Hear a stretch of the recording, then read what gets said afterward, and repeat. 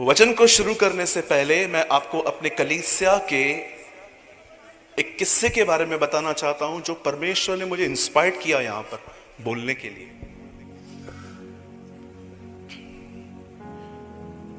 आज से बहुत साल पहले मेरे कलीसिया में दो सगे भाई आए। उन दोनों को परमेश्वर का स्पर्श मिला और वो दोनों रेगुलर हर सभा में आते थे। हमारे मुंबई में हम 3 सभाएं लेते हैं, मंगलवार, शुक्रवार, रविवार, ट्यूसडे, फ्राइडे, संडे स्टार्टिंग से। और हमारे यहाँ पर मॉर्निंग सर्विस अब 1-2 साल पहले स्टार्ट हुई। पहले हम इवनिंग में ही सर्विस लेते थे। वो दोनों भाई कंटिन्यू हर सभा में आने लगे। एक दिन उन दोनों ने एक बैप्टिज्म टीचिंग में हिस्सा लिया। मैं कभी भी बपतिस्मा विदाउट शिक्षा नहीं देता। मैं उन्हें सिखाता हूं सबसे पहले कि बपतिस्मा है क्या, क्योंकि मैंने ऐसे बहुत सारे लोग देखे हैं जो बपतिस्मा के बाद भी गुटखा खाते हैं, गालियां निकालते हैं, अपना फोन नहीं दिखाते। तो मैं समझ जाता हूं कि एक्चुअली कुछ तो इशू है इनके साथ। या तो इन्होंने बपतिस्मा स्वर्ग जाने के लिए लिया है, या तो इनके माता पिता ने इनको कहा कि चलो ये भी तो मसीह परिवार में ही जन्मा है हमारे साथ, तो दे दो उसको भी। I know something is wrong. उन दोनों ने बपतिस्मा की टीचिंग ली और मैंने बपतिस्मा देने के बाद भी मैं लोगों को 14 से 15 दिन देता हूं कि आप सोचो। मैं किसी को भी जबरदस्ती गन नहीं रखता कि आपको लेना है। मैं बपतिस्मा के बाद भी लोगों को बोलता हूं 14-15, इवन जो लोग नाम लिखवा देते हैं, जिस दिन मीटिंग होती है उस दिन भी मैं उनको बोलता हूं अगर आप अभी भी चाहो तो मत लो, क्योंकि ये एक ऐसी चीज है जो इंसान की फ्री विल से होनी चाहिए, ना कि फोर्स से। अब इन दोनों का नाम लिखा हुआ था और मैंने पर्सनली इनसे मुलाकात की। मैंने कहा आप दोनों तैयार हो? बोला हाँ हम तैयार हैं।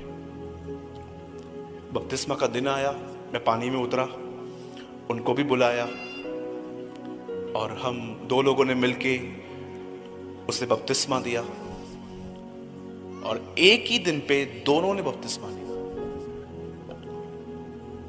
2 साल के बाद जब मैंने उन दोनों को थोड़ा परखना स्टार्ट किया, क्योंकि अब मुझे ऐसा लग रहा था कि मुझे कलीसिया के अंदर कुछ लोगों को जिम्मेदारी बांटनी है और मैं कभी भी अपने पुलपिट पे उस व्यक्ति को नहीं बुला सकता जिसका बैकग्राउंड मुझे नहीं पता कि वो किस तरह की जिंदगी जी रहा है। इसीलिए आप मेरे वीडियोस के अंदर मेरे पुलपिट पे बहुत ही मात्र कुछ ही लोगों को देखते होंगे, रेयरली देखते होंगे कि मैं नया प्रीचर बुलाऊं। हाँ, जो सच में मुझे लगते हैं कि यस एक अच्छा जिंदगी जी रहे हैं। मैं ये नहीं देखता हूं कि उनके पास कितने वरदान हैं, लेकिन मैं उनका पुलपिट से नीचे उतरने के बाद जो जीवन है वो देखता हूं। और जब मैंने उन दोनों भाइयों को ध्यान से देखा तब मैंने एक अजीब बात देखी। एक इतना मैच्योर था, उसे बात करने की इतनी तमीज थी, उसकी डीलिंग्स इतनी क्लियर थी सबसे। और मैंने सारे एल्डर्स को बुलाया कि आपको कोई कंप्लेन है इससे, मैं इसको प्राचीन नियुक्त करने जा रहा हूं। उन्होंने कहा बिल्कुल नहीं ब्रदर। लेकिन मैंने उसी भाई को देखा जो उसके साथ में था और उसे देखकर मुझे लगा कि ये मूर्ख है, ये जिम्मेदारी उठाने के योग्य नहीं है और शायद इसने अपना जीवन भी ठीक से बिल्कुल भी नहीं लिया है।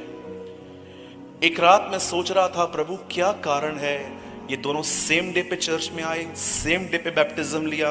अब एक मैच्योर दिख रहा है, दूसरा पूरी तरह से इमैच्योर दिख रहा है। तब परमेश्वर ने मुझे वहां पर कुछ सिखाया। आप जानते हो क्यों एक ने उन्नति की और एक ने नहीं? तब प्रभु ने मुझे कहा जिसने उन्नति की है उसमें एक बहुत अच्छी बात यह है कि उसने हर दिन छोटे छोटे निर्णय लिए कि मुझे बढ़ना है। लेकिन जो आज इमैच्योर है, जिसे परमेश्वर कलीसिया में कोई जिम्मेदारी नहीं दे पा रहा, उसका कारण जानते क्या है? उसने अपनी जिंदगी तो जी ली, लेकिन हर दिन कुछ निर्णय नहीं लिया। आप जानते हैं आज बहुत सारे लोग प्रभु में हैं, लेकिन प्रभु उनमें क्यों नहीं दिखता? उसका रीजन क्या है? उसका रीजन है क्योंकि वे अपने जिंदगी में प्रतिदिन छोटे छोटे निर्णय नहीं लेते।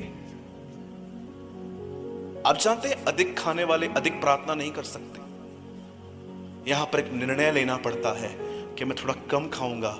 ये एक डिसीजन है जो आपके फ्यूचर पे कहां ना कहां इफेक्ट डालेगा। नहीं, लेकिन सैंडविच वाले के पास जाना है, बोलना है चीज के ऊपर मेयोनीज भी डाल और डाल और डाल, एक्स्ट्रा चीज डाल। और अगर आप फैट हो रहे हो तो उसमें खुदा या शैतान नहीं, आप हो। कई लोग होते हैं जो बहुत लेट नाइट सोते हैं, लेकिन कुछ लोग डिसीजन लेते हैं कि मैं थोड़ा जल्दी सोऊंगा ताकि मैं जल्दी उठ पाऊं और मैं फ्रेश माइंड से प्रेयर कर सकूं। ये एक डिसीजन है। कई सारे लोग मोबाइल लेकर पढ़ाई करते हैं। अब मुझे ये बात समझ में नहीं आती है, आपका सेलफोन आपके सामने पड़ा है तो आपकी पढ़ाई होगी कैसे? अगर आप फोन बंद कर रहे हो, ये एक डिसीजन है। परमेश्वर के वचन में लिखा गया है, परमेश्वर ने आदम और हवा को, बाइबल की शुरुआत इस तरह हुई है कि प्रभु ने आदम और हवा के सामने दो पेड़ रखे और प्रभु ने एक खाने के लिए मना कर दिया, बाकी सब खाने के लिए कहा। आप जानते हो बाइबल निर्णय से शुरू होती है।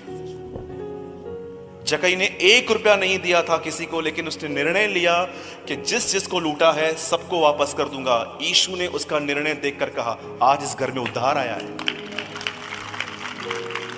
हर दिन कई जवान लोग मेरे ऑफिस में आके कहते हैं, brother we fall adultery again and again, हमको समझ में नहीं आता, हमसे व्यभिचार होता है। भाई लड़कियों से बात करना बंद कर, ये भी एक डिसीजन है। आप एक तरफ से इतने दोस्त हो, फ्रेंडली हो लड़कियों के साथ, और दूसरी तरफ से आप प्रभु को कहते हो मुझे व्यभिचार से बचा। परमेश्वर कहेगा कम इन माय टेरिटरी फर्स्ट। पहले तू मेरे इधर तो आ, मेरे विल में तो आ। तू शैतान का हाथ पकड़ के मुझे कहता है मुझे ब्लेस कर। ये रीजन है आज बहुत सारे लोग जो प्रभु में हैं and they are living a shallow life. वो एक ऐसी जिंदगी जी रहे हैं जिसमें कोई गहराई नहीं है, क्योंकि वे कोई निर्णय नहीं ले रहे। मैं बॉलीवुड को कभी फॉलो नहीं करता, ना मैं मूवीज देखता हूं, ना मैं उनके सॉन्ग सुनता हूं, और मैं तो खुलेआम प्रीच करता हूं जो मूवीज देखता है he is not a Christian, वो मसीह है भी नहीं। आप जानते हो, भले ही मैं उनको फॉलो नहीं करता, लेकिन एक चीज उनकी अमेजिंग है, अपने बॉडी को फिट कर रखने के लिए वो क्या कुछ नहीं करते। एक ओलंपिक में दौड़ने वाला व्यक्ति क्या कुछ नहीं करता। वे अपनी कॉलिंग में कितने परफेक्ट हैं, हम क्यों नहीं? सचिन तेंदुलकर आया, इतने शतक मारे, चला गया अपनी कॉलिंग करके। हम कहां हैं? हम उनको देखते रहते हैं, पर हम अपनी बुलाहट के प्रति क्या गंभीर हैं? मुझे सचिन नहीं बनना है, ना मुझे अंबानी बनना है, ना मुझे बिल क्लिंटन बनना है। मुझे जस्ट यीशु की तरह बनना है, जो कुछ निर्णय लिए जाते हैं जिसके लिए। अब क्या निर्णय लेते हो मुझे बताइए? वही बस सुबह उठना है, खाना खाना है, चाय लेनी है, काम पे जाना है, शाम को आते आते सैंडविच घर पे लेके आनी है, सबको खुश करना है, फिर तारक मेहता क्राइम पेट्रोल देख के छोटी सी प्रार्थना करके सो जानी है। That's it, it's your life. मैं आपको फिर से कहता हूं, आगे बढ़ना है ना, टेक अ डिसीजंस। कितने लोगों ने इंग्लिश में एक कहावत सुनी है, life is a series of decisions, not the series of choices. जिंदगी निर्णय लेके जी जाती है, वो मौकों की तलाश नहीं करती। मेरी एक नौकरी चली गई, जानते हो क्यों? मैंने निर्णय लिया मैं झूठ नहीं बोलूंगा। मैंने कई बार ये गवाही बताई है। मेरे एक बॉस थे, उन्होंने दुनिया भर से पैसे लेके रखे थे, और जब भी फोन आता पैसे मांगते, वो मेरे को फोन बोलते, बोल तो मैं नहीं हूं। एक दिन मैंने एक अंकल को फोन उठाया, मैंने कहा हाँ अंकल नहीं है, मलाड घर पे गए हुए। अंकल खुश और मैं दुखी। मैं सोच रहा था ऐश ये आदमी करे, अय्याशी ये आदमी करे, झूठ मैं क्यों बोल रहा हूं? नेक्स्ट डे भी एक का कॉल आया, उन्होंने बोला ये लो, बोलो उसको मैं नहीं। मैंने कहा अंकल मैं झूठ नहीं बोलूंगा। बोला क्यों? मैंने कहा मैं मसीह हूं। मसीह लोग झूठ नहीं बोलते क्या? मैंने कहा जो झूठ बोलते वो मसीह कहां से हुए? बोला नहीं आपको बोलना पड़ेगा। मैंने कहा मैं नहीं बोलूंगा। थर्ड डे पे वापस कॉल आया, मुझे बोला बोल मैं नहीं हूं। मैंने कहा रुको अंकल इधर ही खड़े, ये लो, बोल दिया। मस्त मेरी नौकरी चली गई। मैं इतना खुश था उस दिन, पहली बार नौकरी जाने की बात खुशी थी। मैं घर आया, मेरी माँ ने दरवाजा खोला, बोला ये टाइम पे आया है। मैंने बोला माँ नौकरी गई। और मेरी मम्मी तो महात्मा गांधी का बेटा है, कुछ करेगा नहीं, चीटिंग नहीं करोगे तो करोगे कैसे, वगैरह वगैरह। और 3 महीने के बाद खुदा ने मुझे अपना काम दिया। समटाइम्स हमें निर्णय लेने पड़ते हैं। आप भी लेना सीखें, आप ग्रो करेंगे, आप बढ़ेंगे। जरा सोचिए कितनी डिसअपॉइंटमेंट है उस पास्टर के लिए जिसके बच्चे बाहर जाके ये कहें कि मेरा पप्पा बहुत महान पास्टर है, लाखों लोग उसको फॉलो करते हैं। वेट वेट वेट, ये कोई अच्छी बात नहीं है। यहां पर तालियां भी ट्रेडिशन से बजाई जाती है क्या? You know it's not a good thing. सिर्फ अगर आपके लिए ये कहा जाए कि मेरा पास्टर महान है, यू नो आपके बच्चे क्या बोलने चाहिए? यू नो माई डैड, हम उसमें यीशु देखते हैं।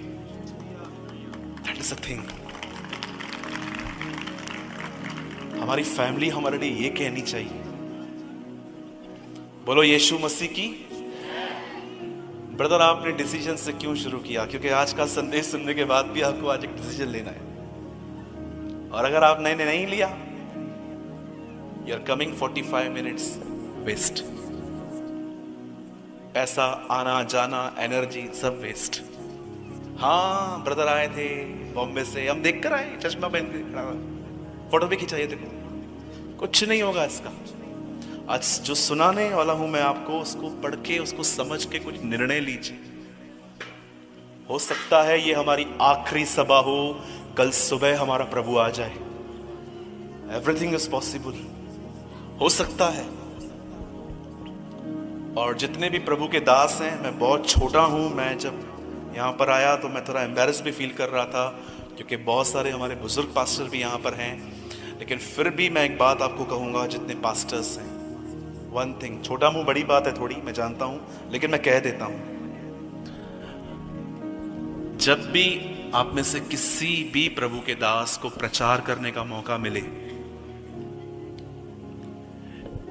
इस माइंडसेट से प्रचार करना कि ये मेरा आखिरी संदेश है और इसके बाद मुझे कभी संदेश प्रचार करने के लिए नहीं मिलेगा। Live in this spirit. ये मेरा आखिरी संदेश है, इसके बाद शायद मैं कभी नहीं बोल पाऊंगा, प्रभु आ जाएंगे। और फिर देखिए आप में से एक अलग ही स्पिरिट फ्लो होगी। लेकिन अगर आप एक जॉब करेंगे, हाँ मेरा काम है रविवार टू रविवार कलीसिया में संदेश देना, नो, मैं घमंड नहीं कर रहा हूं, but I live in this spirit. मैं इस आत्मा में जीता हूं। जब भी मुझे कोई संदेश प्रचार करने को मिलता है, मैं हमेशा ये माइंड सेट करता हूँ, ये आखिरी बार है सूरज, इसके बाद कुछ नहीं मिलने वाला है। सच बोलना, जो भी है स्ट्रेट बोलना, डरना नहीं। वहां पर कौन बैठा है, कितने बड़े लोग बैठे हैं, तू बोल देना। एक पास्टर बोल्ड होना चाहिए। आमीन।